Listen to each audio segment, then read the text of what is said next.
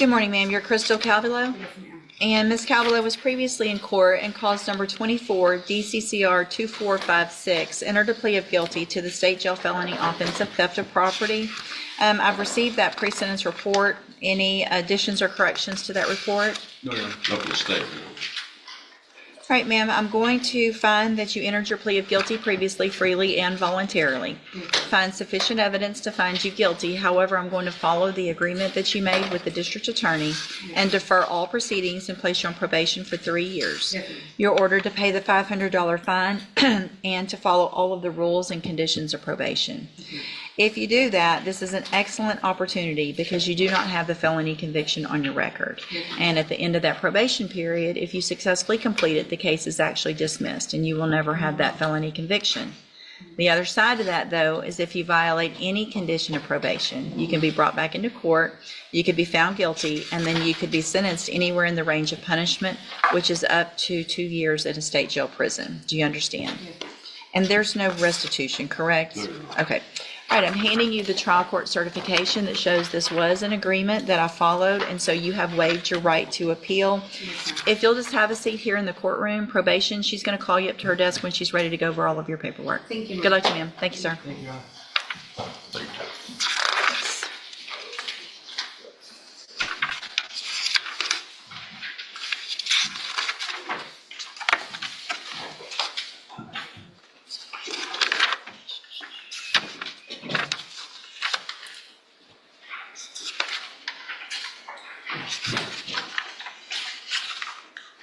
Ms. Holmes, Yes, sir. you've got a sentencing on Cameron Gutierrez. Yes,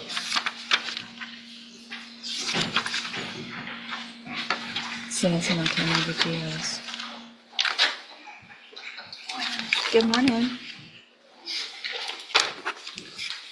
Good morning. Are you Cameron Gutierrez? Yes, ma'am. And Mr. Gutierrez was previously in court and entered a plea of guilty to evading arrest or detention with the use of a vehicle in cause number 25 DCCR 0325.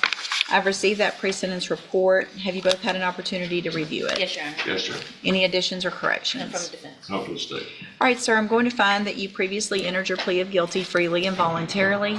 Find sufficient evidence to find you guilty. However, I'm going to follow the agreement that you made with the district attorney and defer all proceedings and place you on probation for 2 years.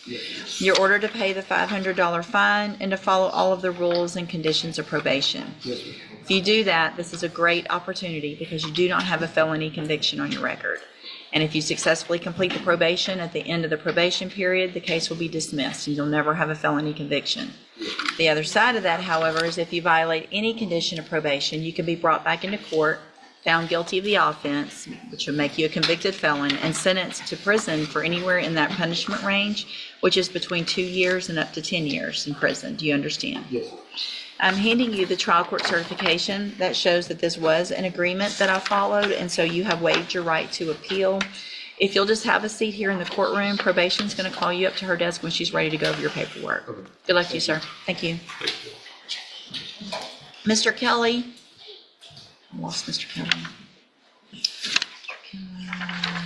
Mr. Mitchell, you've got John Van Wright, 2 cases. Yes, Judge. Good morning. Good morning, how you doing? Good, how are you? Oh, I can't complain. It's Monday. Nobody would listen if we complain anyway, right? November for Fort Worth to be here though. That's right. Good morning, sir. You are John Van Wright, and this is 24 DCCR 2485 and 15 23582. What is the announcement? As far as the NTRP, it would be not true, Judge. Okay. And so you're not. I think we'll just prove up the MTRP first, Judge. Okay, so let's do this then. Let me get that pulled up. We'll go through that entire motion, and then we'll get an updated report and set it for sentencing.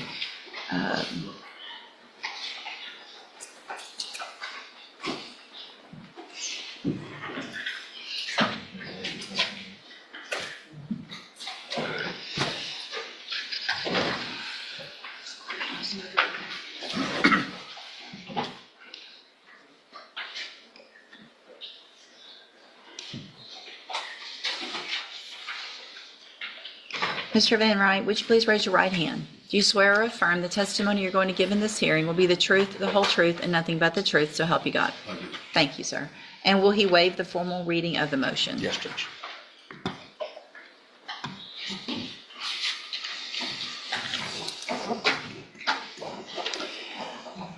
Mr. Van Wright, in clause number 1523582, I have a motion to revoke your community supervision. Shows that you were placed on probation July 28th of 2020 for the third-degree felony offense of injury to a child, elderly, or disabled individual, and that was a 10-year term in prison, but it was probated for 6 years. Is that correct? It alleges that you violated your probation. Count 1 alleges that you committed the offense of injury to a child, elderly, or disabled individual November 14th of 2024. And is that true or not true? All right, did you enter your plea of not true to count 1 freely and voluntarily? All right, then I'm going to enter that plea of not true on that count. I'm going to reset the case for sentencing hearing. About how long do you anticipate? I want to know more than About an hour or so, so we could do it maybe at the end of a docket. So we'll set it for 11, probably on a Monday, just at the end of one of these dockets, unless I can find a time when we're not in trial on another week. Okay. And that'll give y'all time for any evidence. let me know, or have Kelly or somebody let me know so we can get witnesses. We'll do it. She'll be back tomorrow, and we'll get that set in the next couple of days. If I can get an updated pre-sentence report, that would be great as well. And then we'll see y'all back at sentencing. All Sounds right. good, Judge. Thank you. We need to get his print, please. Yeah, make a note for Kelly, though, that it needs a hearing about 1 hour. We probably can do it on a Monday unless we find another day.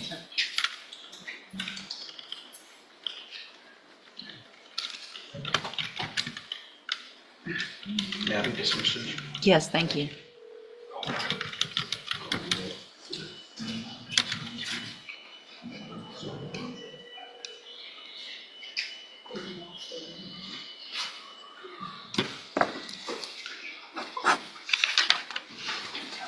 Mr. Rennick, you have a sentencing on Alexandria Bledsoe. Sentencing on Alexandria Bledsoe. Good, how are you doing? Thank you.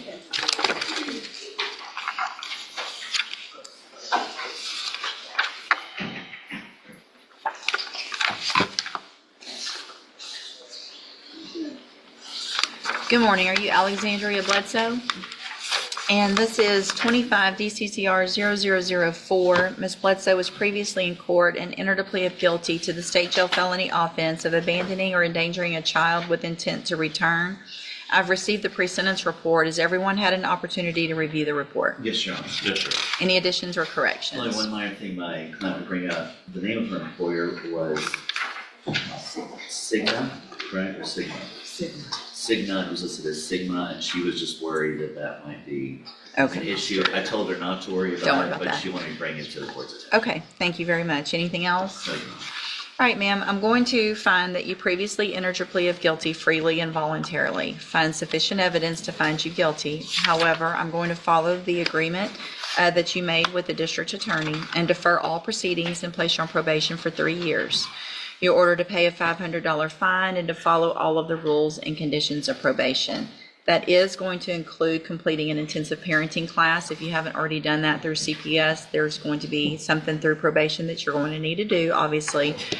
If you do everything that you're supposed to on this probation and follow all of the rules and conditions, then this is an excellent opportunity because you do not have a felony conviction on your record. The other side of that, though, is if you violate any condition of probation, you can be brought back into court, you could be found guilty, and you could go to the state jail prison for up to 2 years. Do you understand? Okay. Obviously, I would like to think that this was a huge wake-up call because this could have been very, very bad. And so take care of your child, take care of the classes, make sure you make all of the right decisions when it comes to that, and you shouldn't have any issue. I'm handing you the trial court certification that shows this was an agreement that I followed, and so you've waived your right to appeal. If you'll just have a seat here in the courtroom, probation's going to call you up to her desk when she's ready to go over your paperwork. Good luck to you, ma'am. Thank you, Mr. Rennick. And Mr. Rennick, you also have Patrick Gallagher Yes. sentencing, 24 DCCR 2422 Yes, Your Honor. sentencing.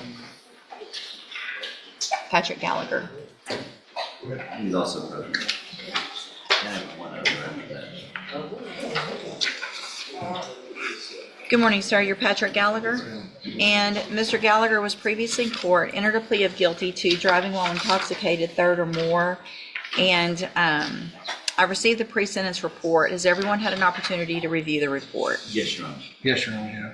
Are there any additions or corrections? Nothing was mentioned. I didn't see any, Your Honor. So, Mr. Gallagher, you want to know what my big concern is? How long were you off probation for your DWI second when you got your DWI third? I can't remember. 4 days. 4 days. That's what it looks like to me. It expired, community supervision expired, looks like October 3rd of 2024 is the way this reads. New case, October 7th of 2024.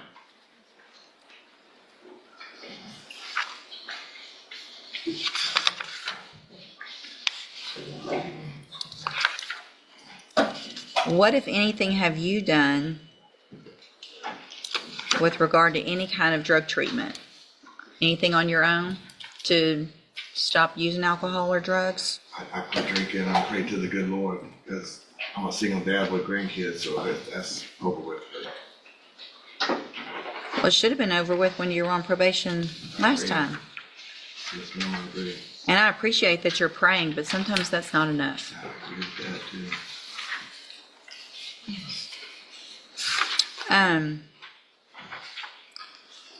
Are you still working Yes, ma'am. at Exxon? Yes, ma'am. Judge, there is one issue I need to bring up whenever you're done speaking. Go ahead.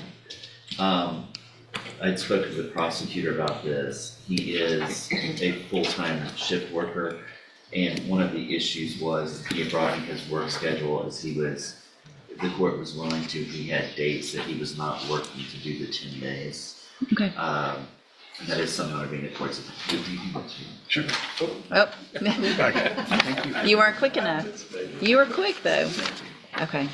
It was the highlighted dates is when he is not working, that he was asking the court to, I know, he knows it's a big ask, but Well, I mean, I don't know. It kind of is. It kind of isn't. Typically, I let people who are working do it on weekends. This is just how the weekends I have no for his issue weekends. with the erratic dates, Your Honor. Here's the more, I guess, the part that's going to be potentially something that you're going to have to really figure out with your job schedule, and there's not going to be any excuses, is that you're going to have to enter and successfully complete the JCDI program. It is an intensive outpatient program. You're not the only patient that will have to do it on this type of schedule, but you're going to get started on that immediately without any mess ups, because if so, you're right back in here and you're going to be looking at going to prison. Do you understand? Thank you. So what I'm going to do then, Mr. Gallagher, is find that you entered your plea of guilty freely and voluntarily.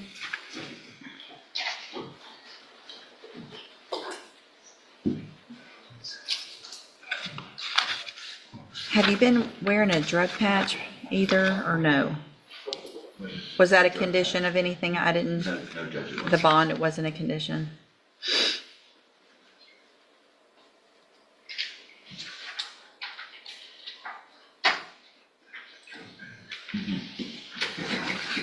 Well, because there was, the blood came back with positive of Delta 8 THC.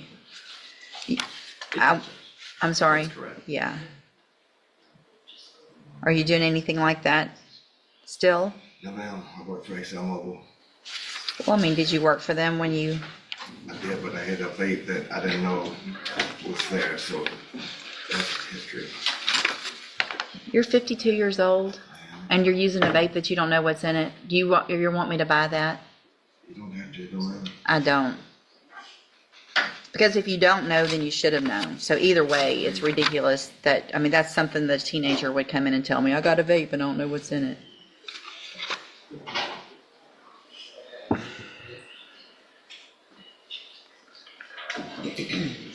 All right, I'm going to do this. Going to find that you entered your plea of guilty freely and voluntarily. Find sufficient evidence to find you guilty, and at this time follow your agreement. Find you guilty of driving while intoxicated, third or more. Sentence you in accordance with your agreement. Well, actually, I'm not going to follow the agreement with regard to the length of time on probation.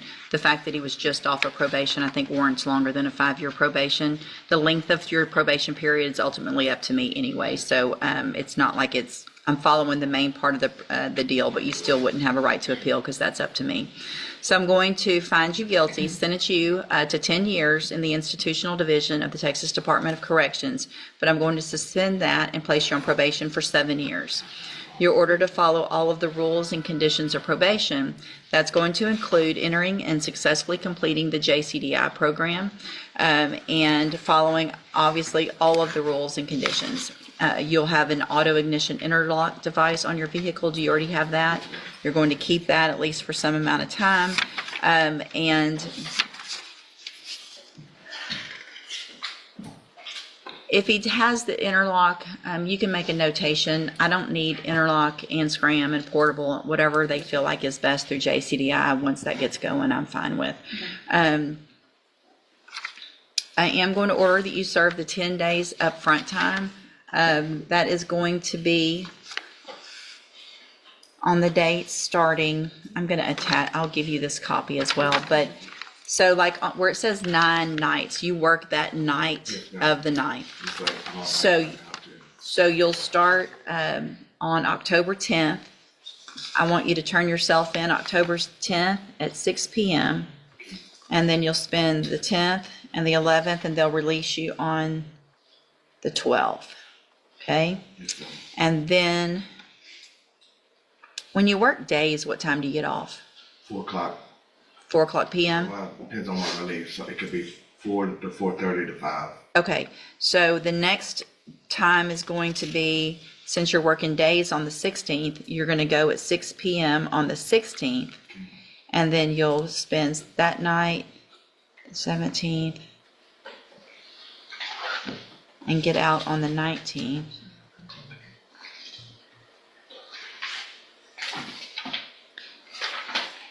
If you don't have something written, days or nights, does that mean you're off?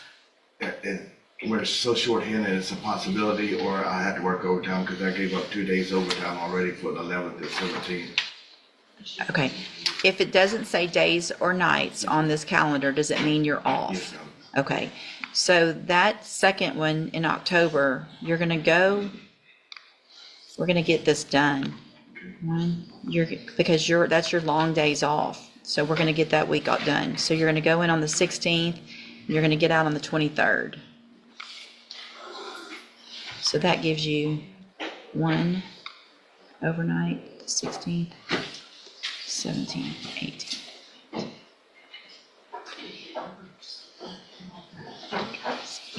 That gives you 7 days. And then that first one only gives you 2 days, so that's 9. So you're saying go in on the 16th when I get off work that day? Mm-hmm. Okay. And we're just missing 1 day. There's 7 November on the back of it there. No, we're getting this will be done in December, so you're going to then go in on the 28th Yes, ma'am. at 6 p.m. and you'll get out the next day, and I'll take care of that last day. So, and then Anna will probably need that too. Make sure you get all of those done. Okay. All right. I'm handing you the trial court certification that shows this was an agreement that I followed, and so you've waived your right to appeal. I have also handed you a written admonishment regarding your ineligibility to possess a firearm or ammunition. Because of the judgment entered against you, you're ineligible under Texas law to possess a firearm or ammunition. Possession of a firearm or ammunition could lead to charges against you. Firearm is a legal term, and you should read the written admonishment I provide you to see what devices qualify as a firearm. If you have questions about the laws that make you ineligible to possess a firearm or ammunition, or about how long that lasts, you can talk with Mr. Rennick. You need to have a seat here in the courtroom and wait for probation to call you up. She'll call you up to her desk when she's ready to go over your paperwork. Good luck to you, sir. Yeah. What was it? $500 fine is obviously part of that as well. The sentencing hearing for Patrick Gallagher focused on his third or more DWI offense and the court's concerns about his recent history. Gallagher told the judge that he had stopped drinking and was taking steps to make changes in his life. After reviewing the circumstances, the judge sentenced him to 10 years in prison, but suspended that sentence in favor of 7 years of probation. The probation includes several conditions, including participation in the JCDI program, monitoring requirements, an ignition interlock device, and a period of jail time to be completed according to the schedule discussed in court. The judge explained that successfully following these conditions would allow Gallagher to remain on probation, while violations could result in further court action. The hearing ultimately gave Gallagher an opportunity to comply with the court's requirements, while making clear that the conditions of probation would need to be taken seriously. Yes. Thank you, Your Honor. Emily, thank you, Mr. Nichols. Emily, Mary Lockard Fury, cause numbers 24 DCCR 1374, 1905, 1906, and 1907. And Judge, I brought something, Judge, this has been the one with federal Yes. issues. And we had a proper meeting with the feds in early September, late August, for a day. I had informed them that this needed to be wrapped up because of what you had expressed to me in our last meeting. They have followed up with me and said that charges are imminent.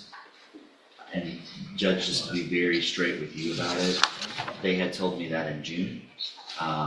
And then I'd said, I'm getting heat respectfully from the courts, and she has charges also pending in Chambers in Hardin County. The courts are aware of what's going on.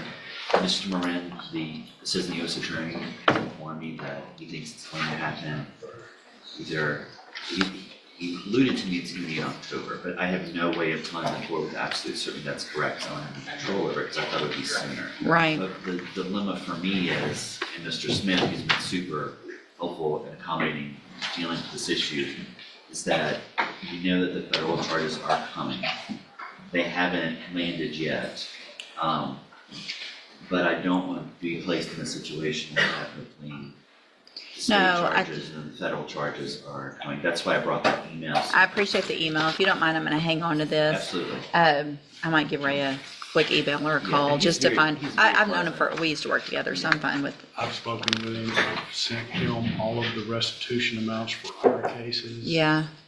And he's probably, he may be waiting on other, We had like a 6-hour proper meeting with the U.S. Attorney's Office. We have nothing else to give them. Right. We give them everything and everything. It's really just waiting for, he's claiming a debriefing and the charge is coming, but it's taking okay. quite a time. I'm going to do, let's do 45 days, reset, and then I'll email him or give him a call Yeah, I learned- and just see if he can, if maybe that helps, or at least I can find out if it's, that they're waiting on maybe other agencies that y'all don't have any, or you don't have any access to, if there's other counties involved. In the first email that's on there, you might notice that I was getting a feed from Jefferson County, but it's Judge West. No, I saw, I saw that. No, I'll give him a call and see if I can get some more information, and then we'll hopefully get some answer between If now I and know then. anything, I'll call you. Okay, thank you. All right, you're free to go. 45 days. Thank you, Mr. Rennick.